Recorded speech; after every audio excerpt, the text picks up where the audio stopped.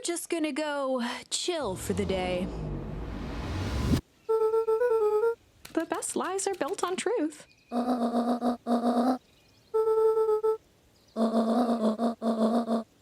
Easy.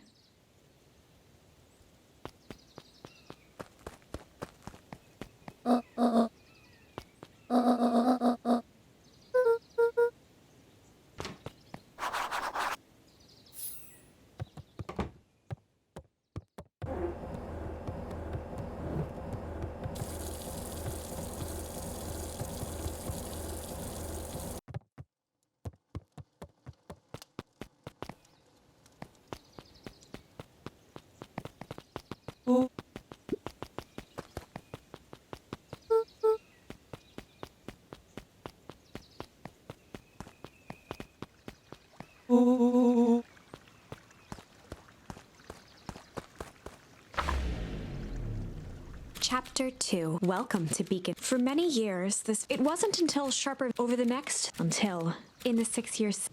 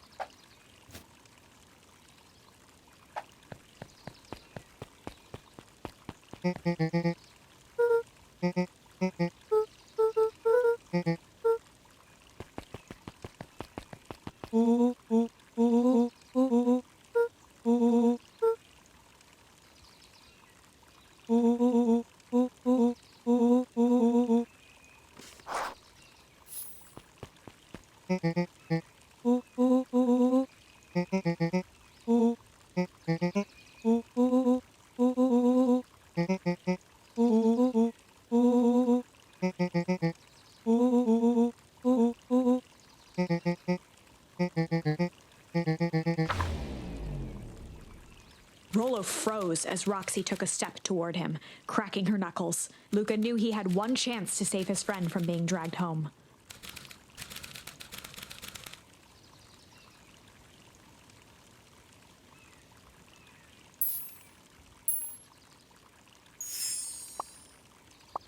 In the past, he found the best way to deal with an enraged Roxy was to be a little shit.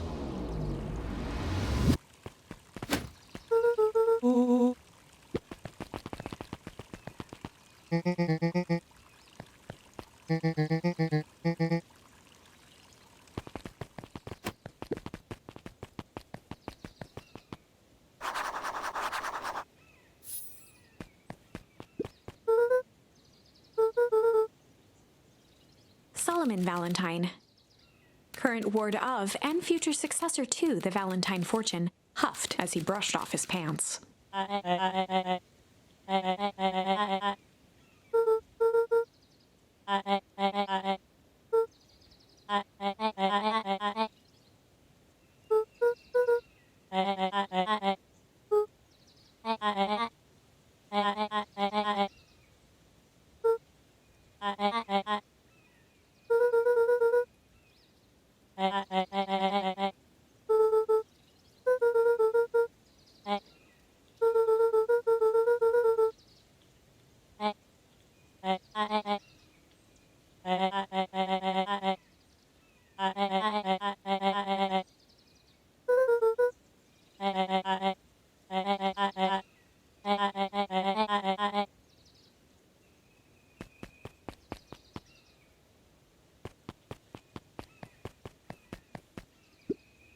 Solomon trifled a gesture toward the approaching heiress Valentine.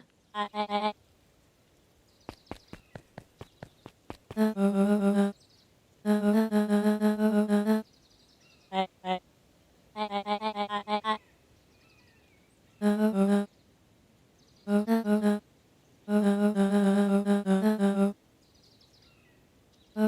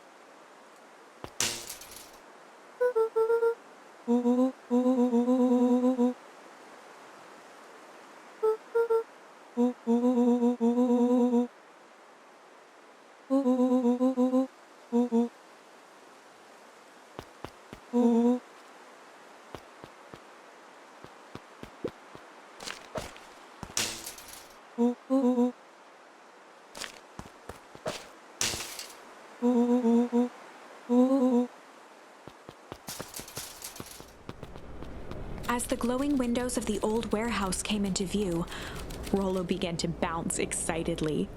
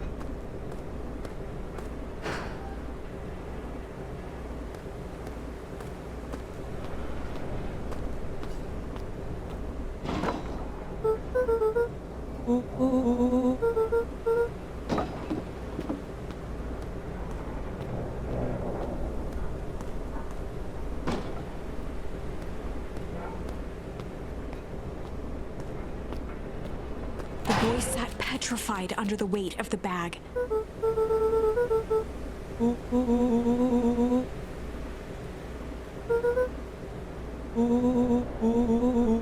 Rollo felt around at the large sack which burdened them. He snapped off a tag from just within a small zipper opening in the bag. Rollo held the badge up to a faint shaft of light within the dumpster.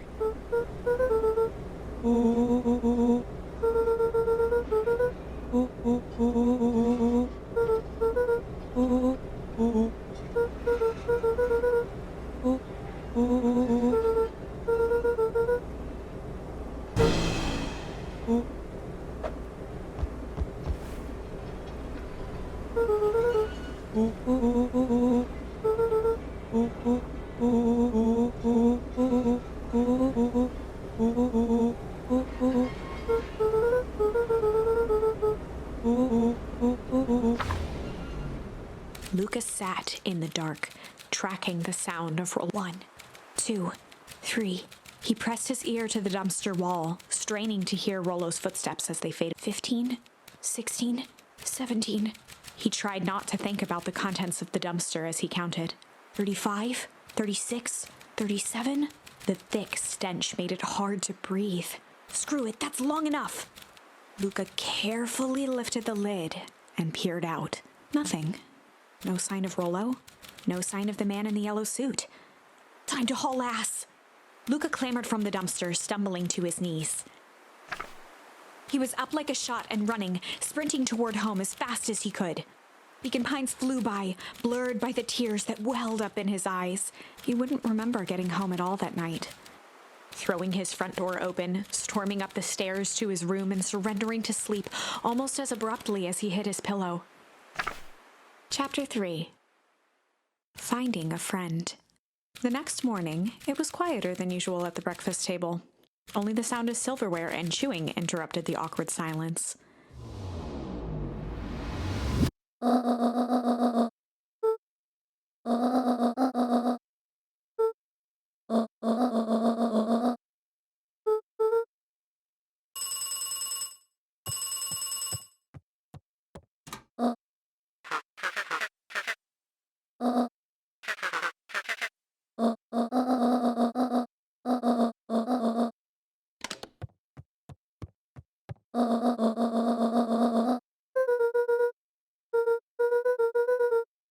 Gran's brow furrowed.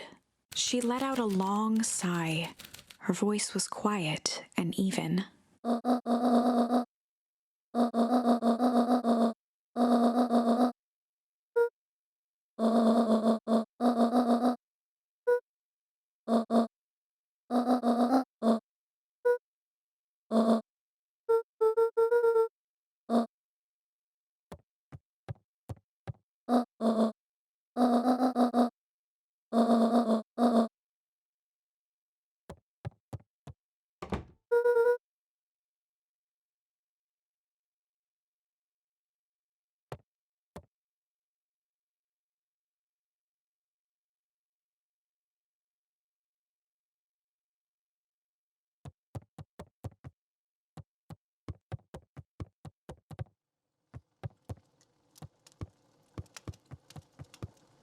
An eerie electronic sound echoed from Luca's bedroom.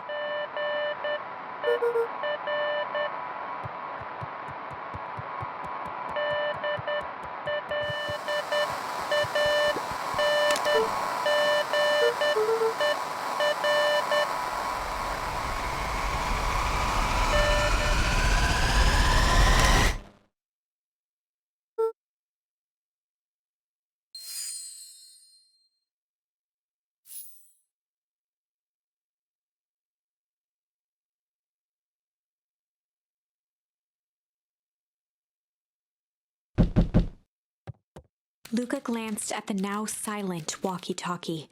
He wasn't sure what to think.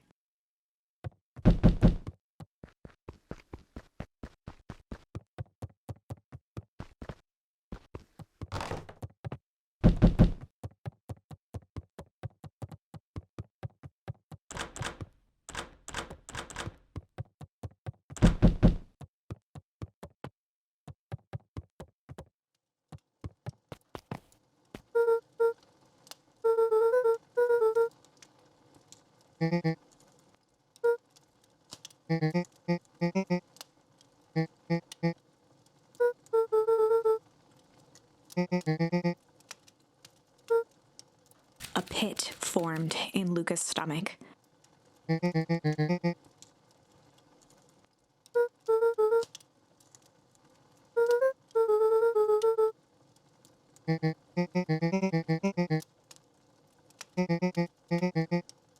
Luca's mouth felt dry.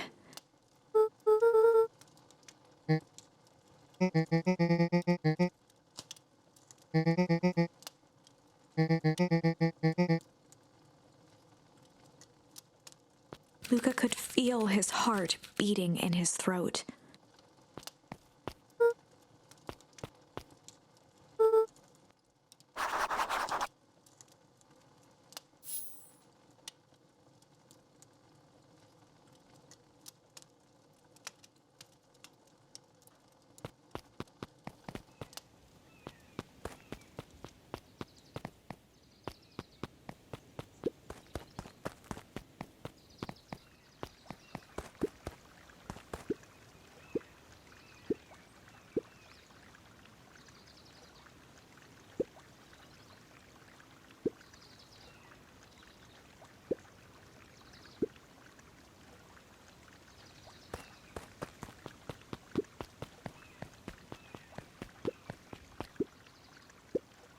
Mr. Sinclair continued snoring and lifted one eyelid just enough to see who it was, a tactic he often used to avoid undesirable conversation.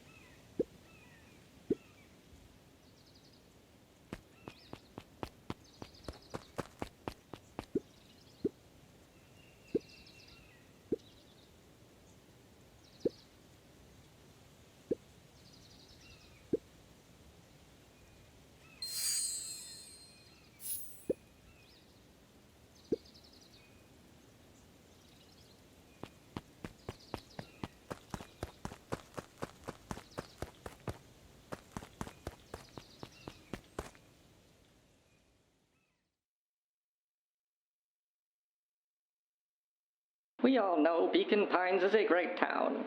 What you may not know is great towns grow from mighty roots, and that is why you cannot tell the story of Beacon Pines without telling the story of one shopper Valentine. Young Sharper's keen intellect and strong moral fiber led to a grand vision, a vision of a community dedicated to a better tomorrow. In his own words, a better tomorrow is within our grasp, but it requires a singular mind to harness it. Lucky for us, he decided to grow that vision here, in Beacon Pines. And how does one grow a better tomorrow? With fertilizer, of course. Valentine's Fertilizer Company became the lifeblood of a town yearning for purpose. But then tragedy struck, a scientific experiment gone wrong. An accident which took Sharper away from us far too soon. To this day, we struggle to pick up the pieces. But one foul harvest isn't enough to stop the people of Beacon Pines. The spirit of Sharper Valentine lives on. It lives in the hearts of everyone with a dream for a better tomorrow. Together we will follow his example and grow a bountiful future. Paid for by the Valentine family and the Valentine Fertilizer Capital Improvements Fund.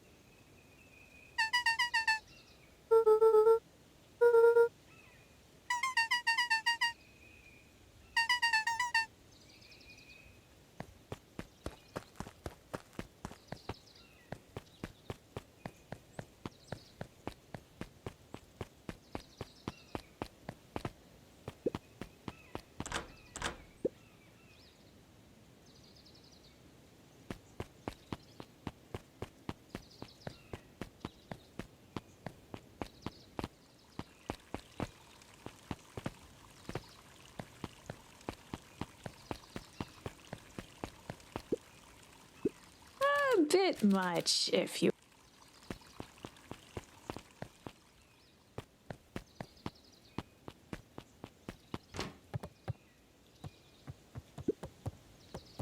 There were rarely any actual new additions, simply a variety of existing content rotated into the front display each week.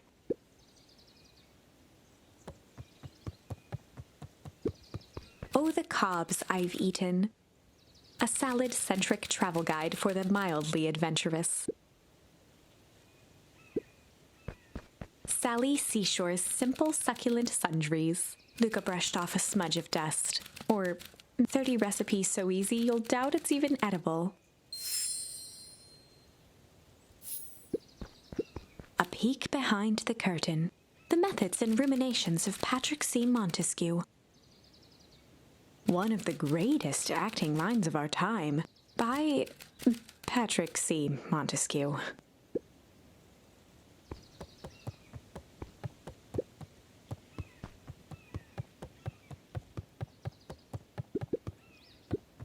The bottom corner shelf was a dusty array of thick science books. Only one binding was clean enough to read. Cellular Biology and the Chemistry of Mitosis. Mycological Phosphorescence.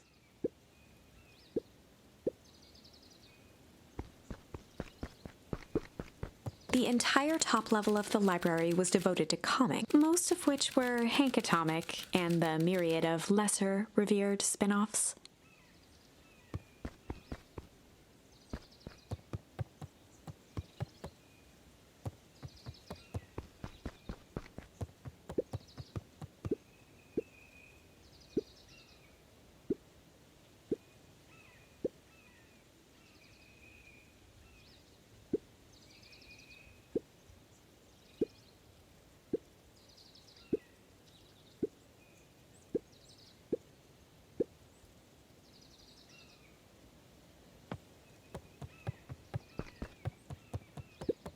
KANOH volunteered at the library during the summers.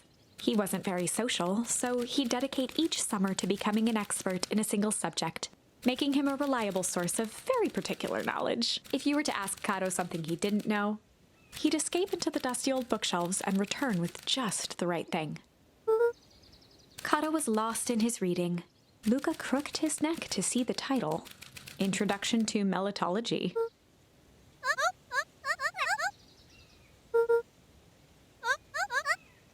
He gestured to the shelves.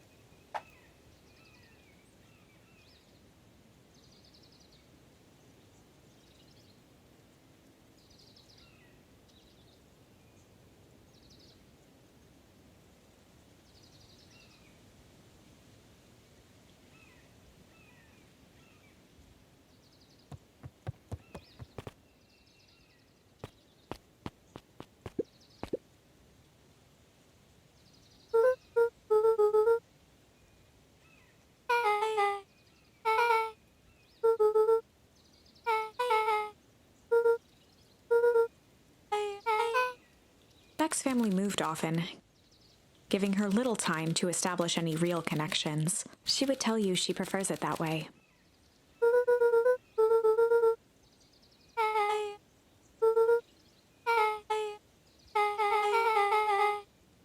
Luca shifted his feet uncomfortably.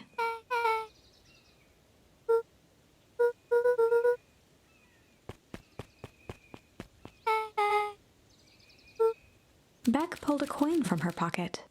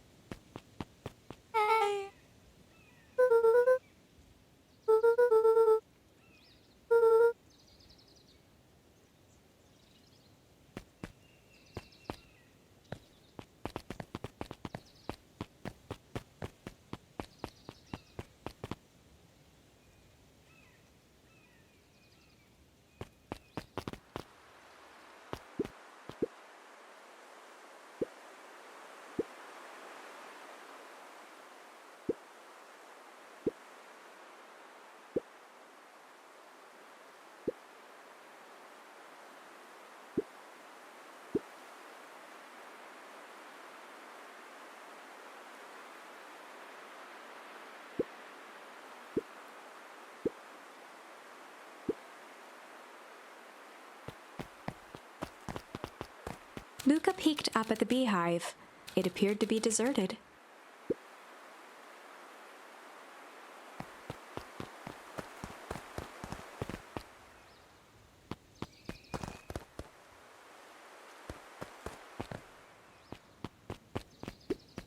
After the foul harvest destroyed their wealth and reputation, the Valentines shuttered off their estate from the rest of town.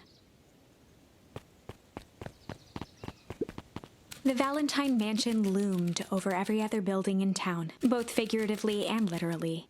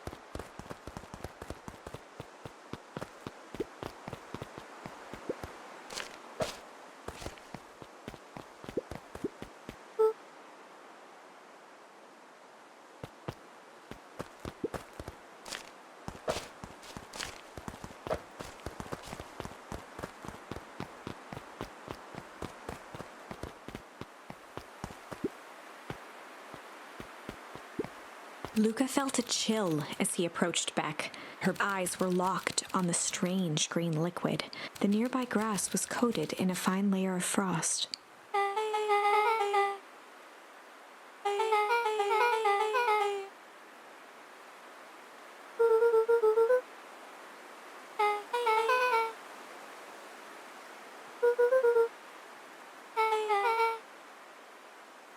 Luca watched as Beck dipped a broken tree branch into the goo.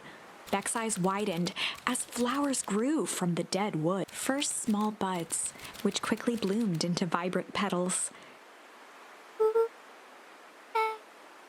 As quickly as they had grown, the flowers began to shrivel and turn gray. Beck dropped the stick with a grunt of disgust.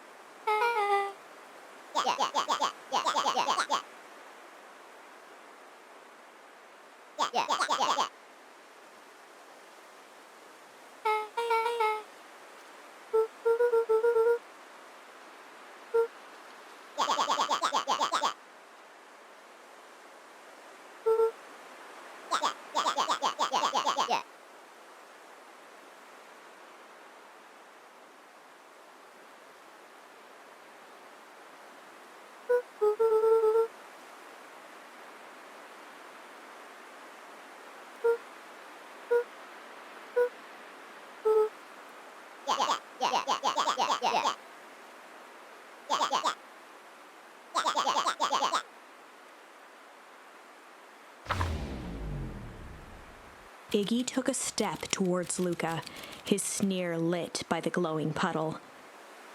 Beck could see tears welling in Luca's eyes, his fists clenched. Some things about Beacon Pines were very different from the city. But a bully from a hayseed town is really no different from a city bully. Beck took a deep breath and thought.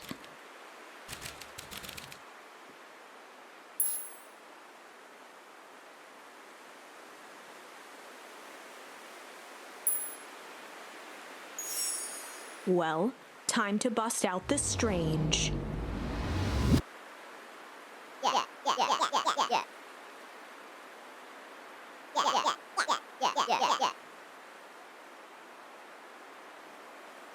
Beck stared in silence, the only sign of life being the twitch of an eye.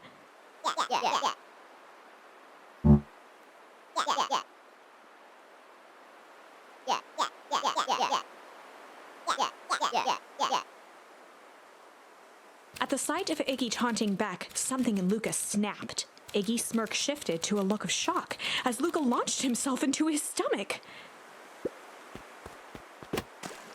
Iggy's clothes were drenched in the glowing ooze. Iggy's voice began to slur as he struggled to get up.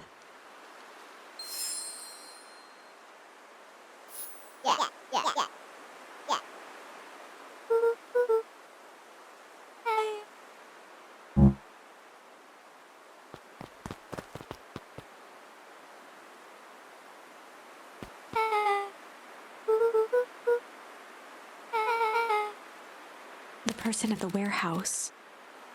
This strange ooze and what it did to Iggy. Was Rollo caught up in all of this?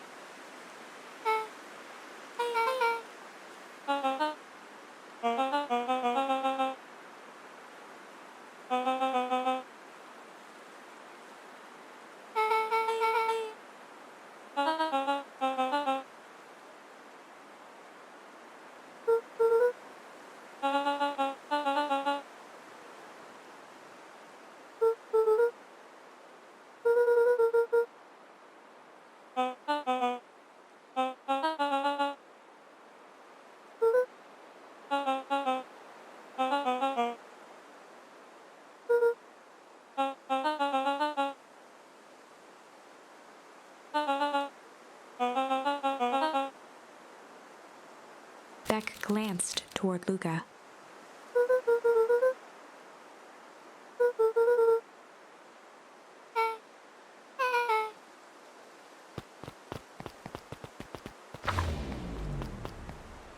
Rollo was safe. A wave of relief washed over Luca, which was quickly replaced by a sense of dread.